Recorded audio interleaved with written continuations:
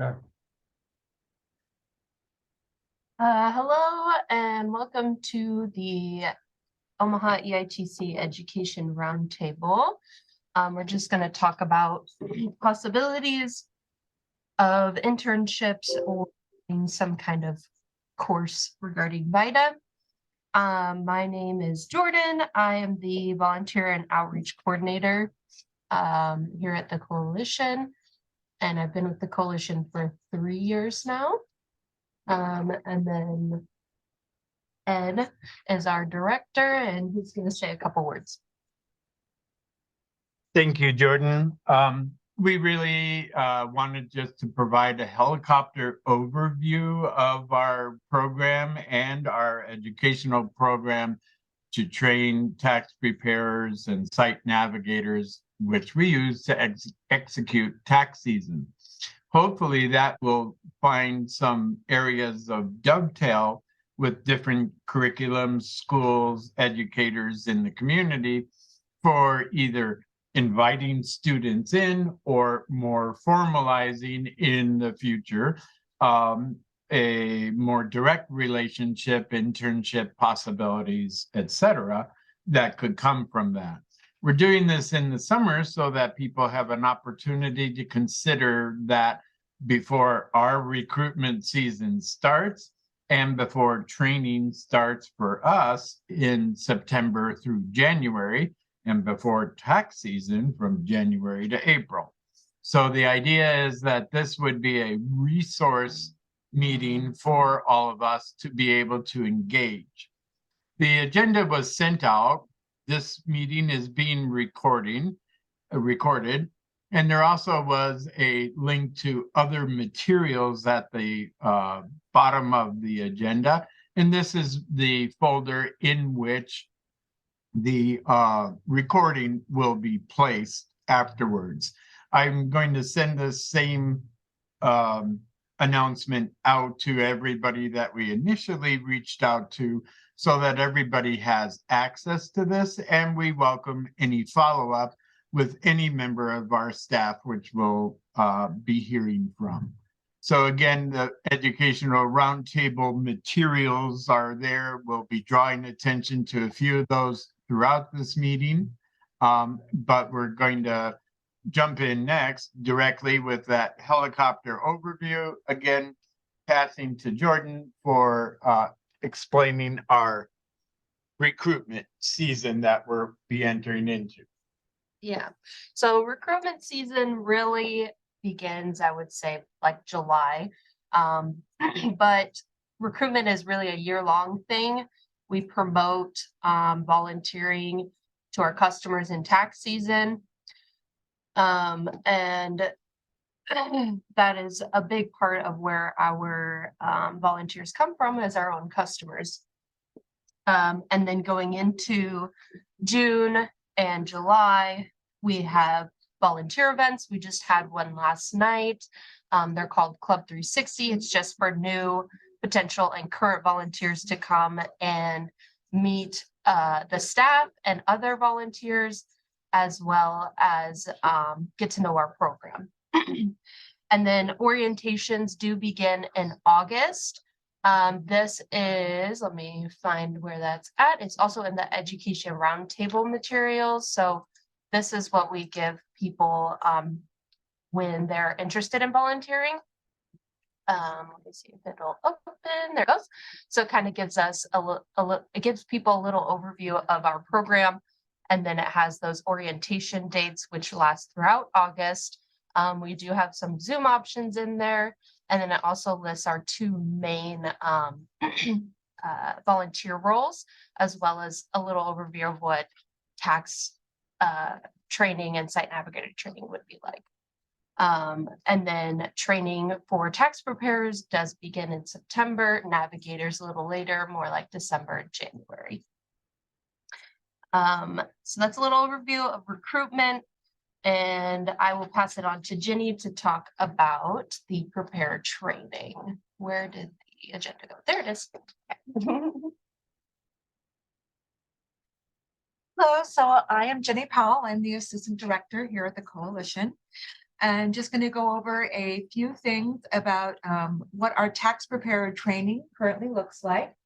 As Jordan says, training for tax preparers typically starts in the first or second week of September, and it goes 2 times a week through most of November. Usually classes stop right before Thanksgiving, and then we might be doing certification and follow-up things in December. It is a hybrid course, so it is partly in person and then partly online, and we'll look at the online stuff in just a little bit. So we try and work it out where there's a lot of hands-on practice, as well as different ways to learn the tax law. And here's just a look at last year's syllabus that kind of shows how things are broken out. It is in sections that we have the class with kind of that first off, understanding how to work at a site, work with the customer, deal with some of those issues, moving into filing status and dependency, and then things like the income and different forms of income, adjustments, other taxes, and then some of the more unusual things that we might come across that unfortunately aren't really all that unusual for a lot of our customers, and how to deal with those. Our preparers do have to be certified by the IRS. So that happens every year. Somebody has to go through certification. We do request that our preparers certify at the advanced level because the basic is just honestly too basic for most of our customers' needs. And then many of them also choose to certify at the military level as well, so they can handle a few more advanced topics. I will go ahead and pass this over to Liz now so she can talk a little bit about navigator training.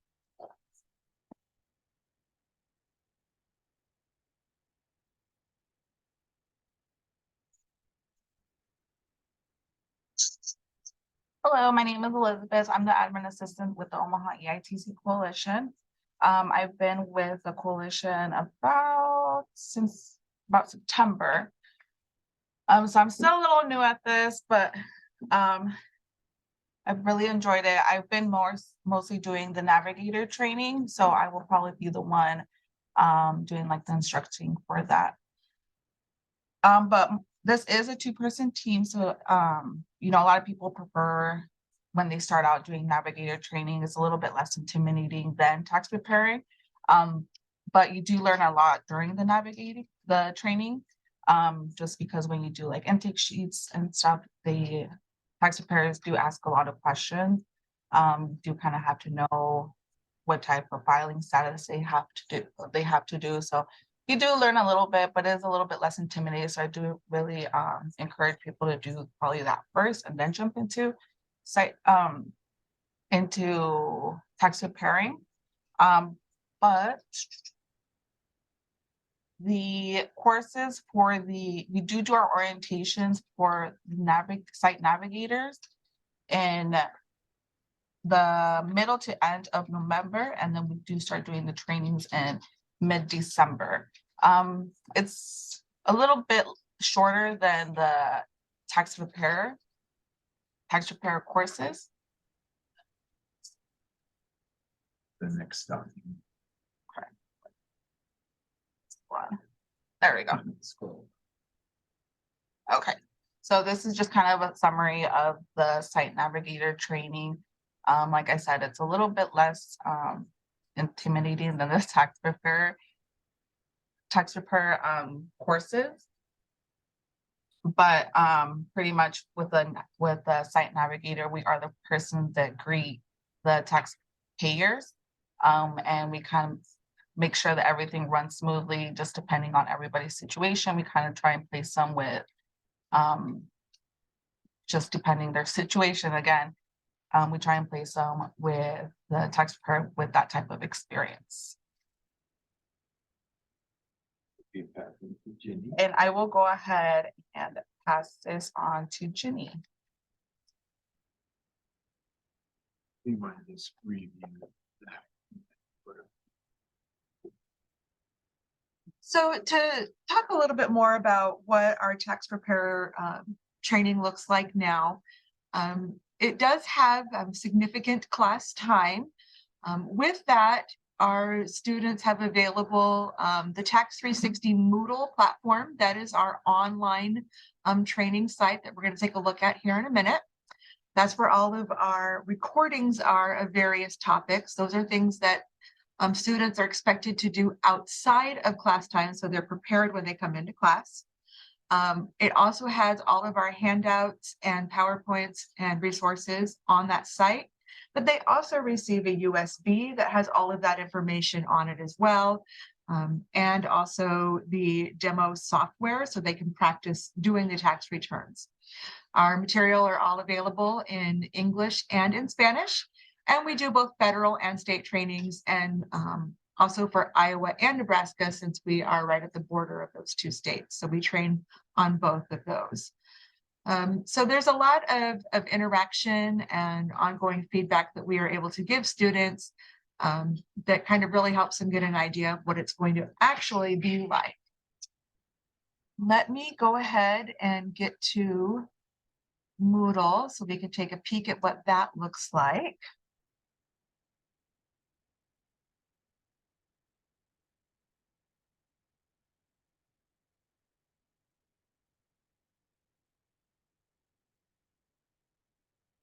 So as an administrator or instructor, I'm able to see all of the courses and all of the students. Of course, right now, we don't really have students because we're not in training. And we still are revamping so that we're getting ready for the next course. So we'll have to be updating materials and making sure that everything is ready for them. But as an instructor, you can come in and see who are your participants, so who's registered for your class. As you can see, Jordan and Ed are registered for the class right now, and really as more instructors as well. You would also be able to see what grades they had received on various quizzes or assignments in the grade book here. And then we can also just look at what it would look like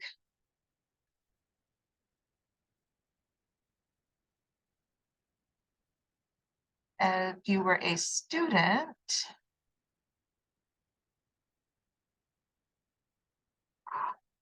Because I'm in the grade report. Can't look at grades, everybody, if you're a student. There we go. So this is what the course looks like then for students coming in for tax preparation. We have kind of some overviews, and then all of those sections that were in the syllabus are broken out here with then more information and videos and resources that they can all get to, including any PowerPoints, other links.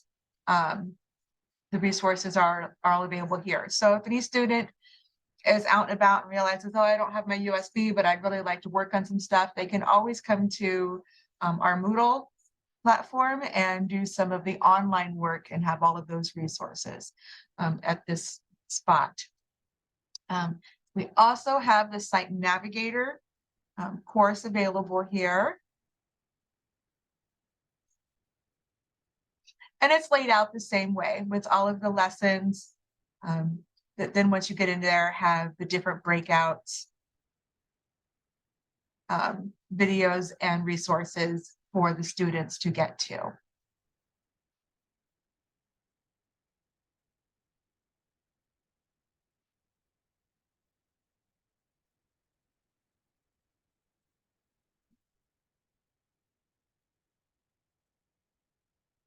So I'm going to go ahead and pass this over to Ed so that he can talk a little bit more about our training materials that we use with our students.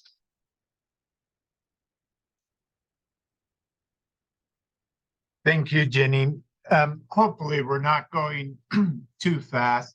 All we wanted to do was present for everybody the overview of what we've already established over our 18-year history. And we invest a lot in our volunteer training because we take seriously our obligation to not cause further problems for people who can ill afford a mistake. So we get pushback sometimes that our training is long, but the consistent message we hear from volunteers in their feedback after going through training is, gee, I wish we had more training. Really being a retail operation where we don't know who's coming through the door with what issues, it is of greater benefit to our students to understand, or to our volunteer students to understand that they will be able to handle a wide variety of situations and receive support. So one of the talking points that we may consider for students is that participating as a VITA volunteer is it's a national program.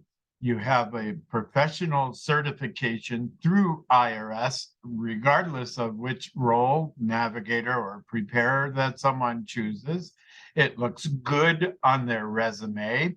It enables them to understand other concepts such as quality customer service, disability awareness, cultural competency, as well as the particulars of dealing with navigating software and executing a quality tax return that is always reviewed by another.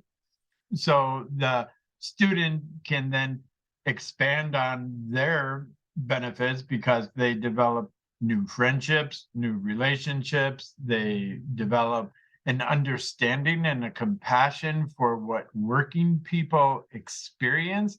And it makes Budget 101 a reality.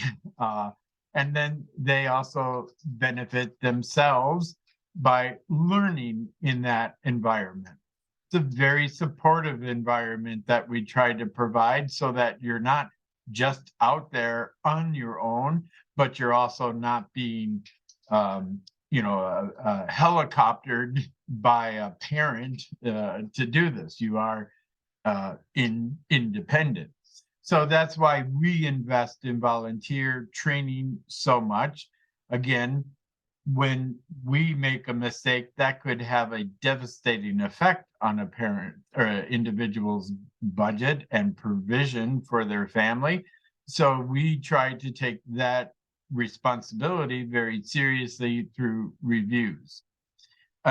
Thinking about institutions, educational institutions, whether you're a high school or a college, having a developed intern partner allows you to place students in a meaningful, supportive environment where they might meet other academic requirements or elective requirements within the institution. You're present in the community, providing a service, you're recognized for that, and those kind of opportunities. So we believe that the VITA program does offer a lot to our community, to educational institutions within our community, and we are willing to work with any institution to develop your vision of how to be present in the community. We also could and are willing to hear more of what you believe might be further student or institutional benefits from your perspective, especially reviewing some of the materials that we've already presented and are available to us all for your review. I'm going to pause there to see if there is any feedback, either through the messaging unit or by turning on your microphone. If anybody would like to make a comment or offer a suggestion or identify a further benefit or opportunity that may exist for you. We're not looking to place restrictions and requirements on people. We're looking to work with you for what will meet your educational goals for your institution, your courses, your student body.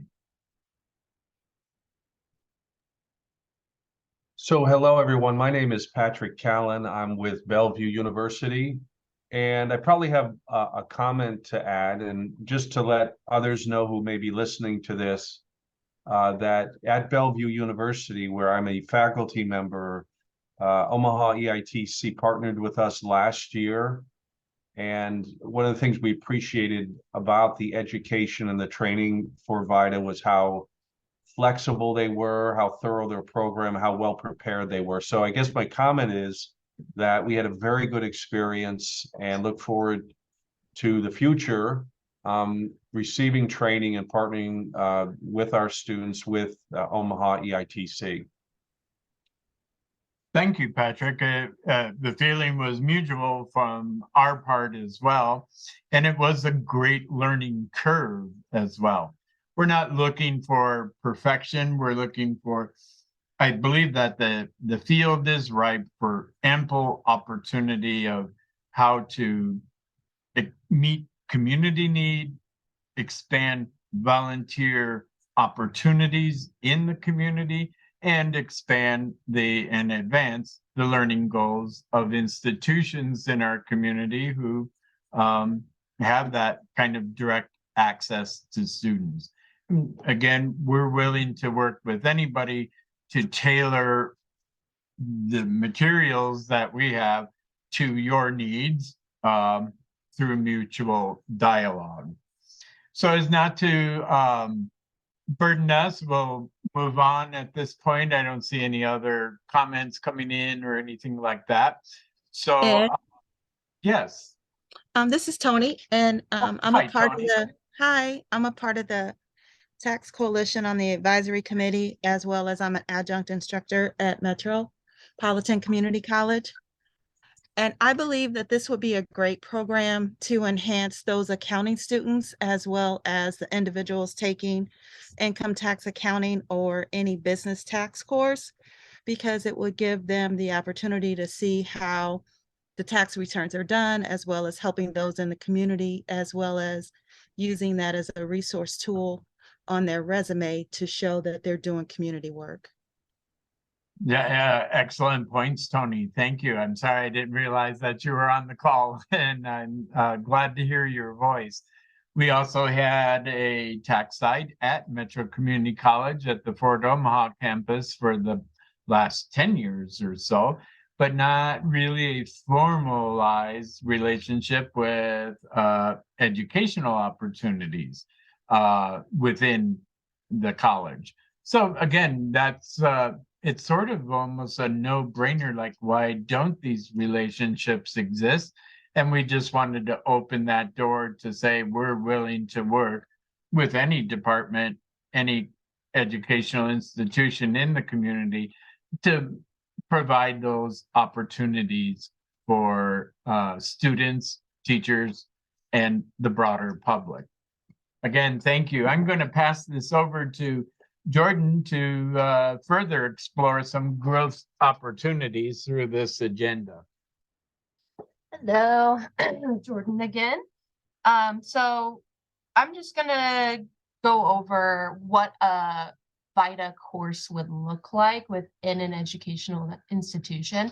So there's obviously several opportunities for these universities, colleges, high schools to do. But I'm going to give kind of a example for some of these things, but obviously that's not going to be set in stone. Like Ed said, we're open to any opportunities within these educational institutions.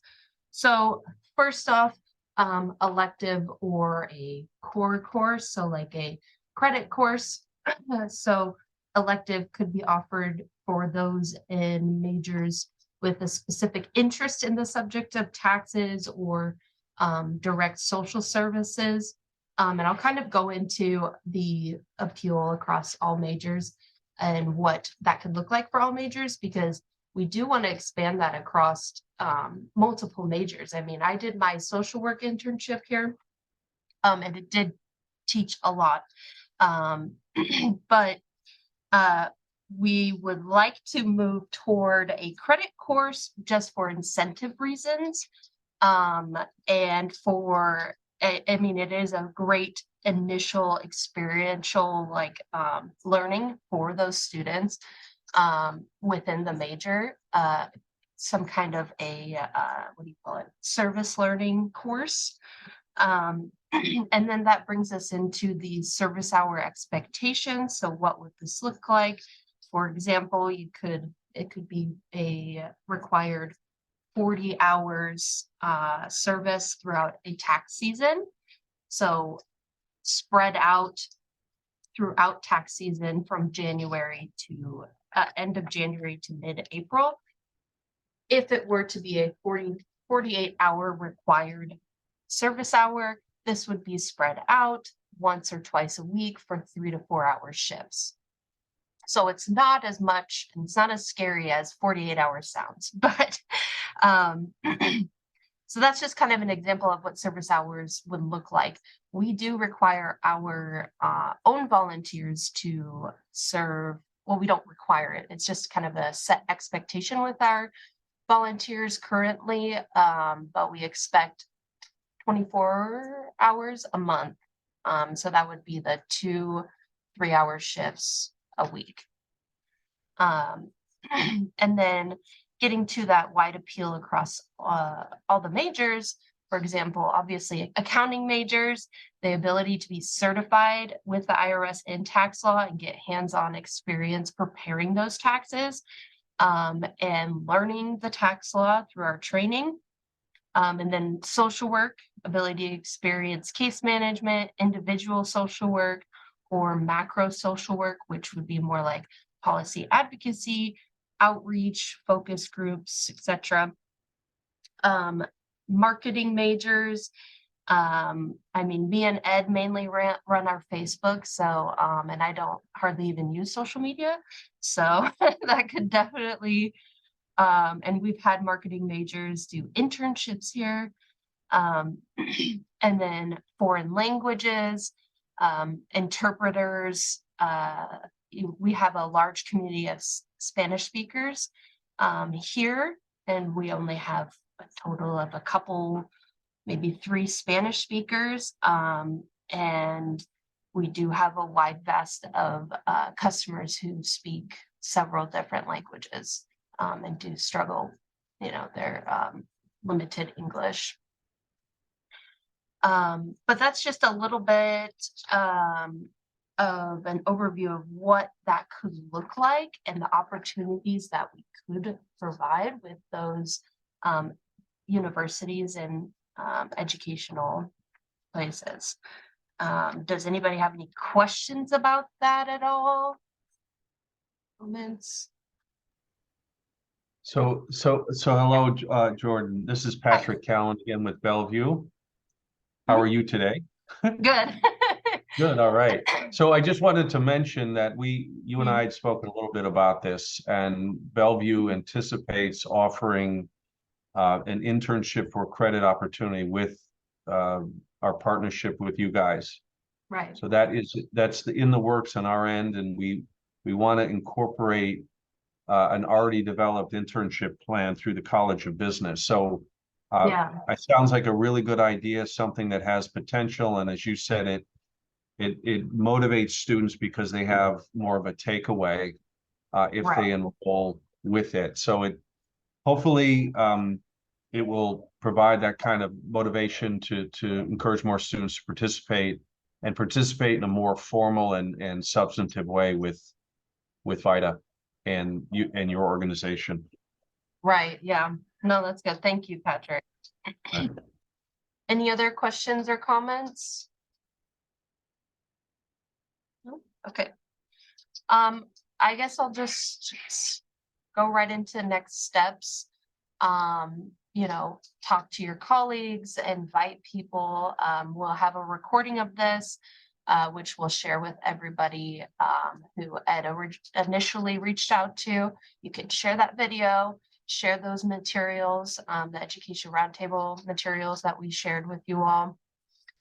We just want to get the word out that we are doing this, or not, we're not doing this, but we're talking about it.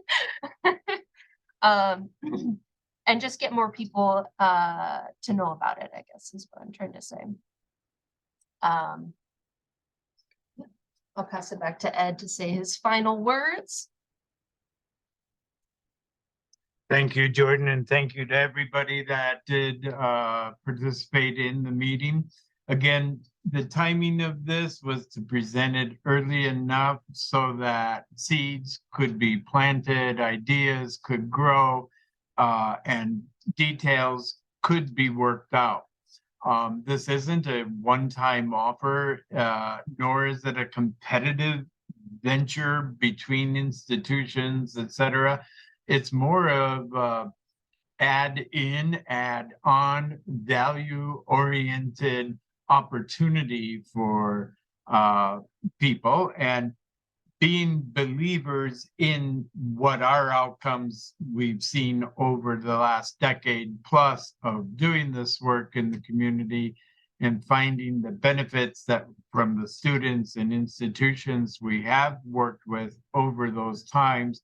It makes sense to say, how can we continue to breathe life into this opportunity in the future by formalizing some of those opportunities? So I applaud the steps that have been taken, the discussions that have been happening, and we thought that would have a broader appeal to people to consider in this kind of fall semester, spring or winter semester opportunities that tax season and training for really presents.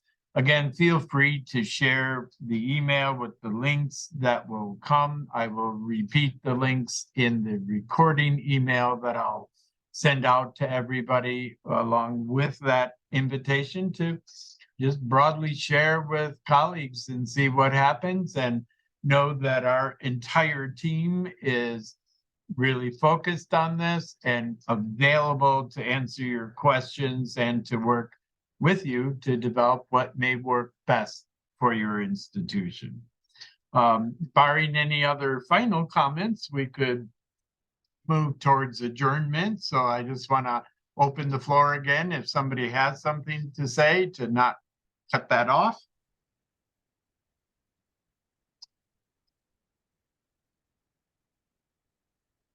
Great. Again, thank you for participating with us, and we look forward to hearing more in the future.